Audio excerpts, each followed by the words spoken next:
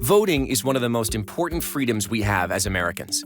It is one of the main ways we can have a say in who represents our cities, states, and our country. It's also one way we can make our voices heard on issues that are important to us, such as education, healthcare, and energy policy. But to have your vote count, you must understand and follow the voting process. The voting process begins by registering to vote. U.S. citizens can register to vote if they turn 18 before the next election.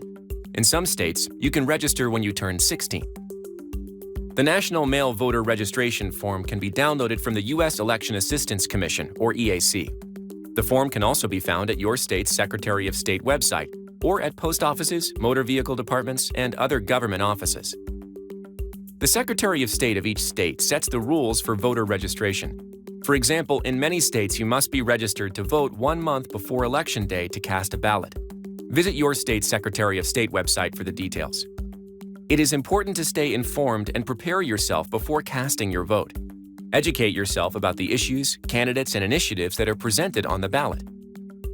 There are many reputable organizations that can provide you with information about the candidates. Remember to use your critical thinking skills to evaluate the information for bias. Before Election Day arrives, find out the address of your polling location and its hours.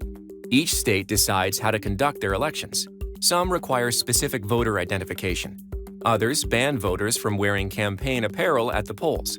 In some states, you can vote early, or if you can't make it on Election Day, you can request an absentee ballot. Make sure you know the process for your state. Once you vote, double-check to make sure your ballot is accurate before turning it in. Electronic voting machines allow you to double-check your choices before you make your final submission. By knowing when, where, and how to vote, you can make sure your voice is heard.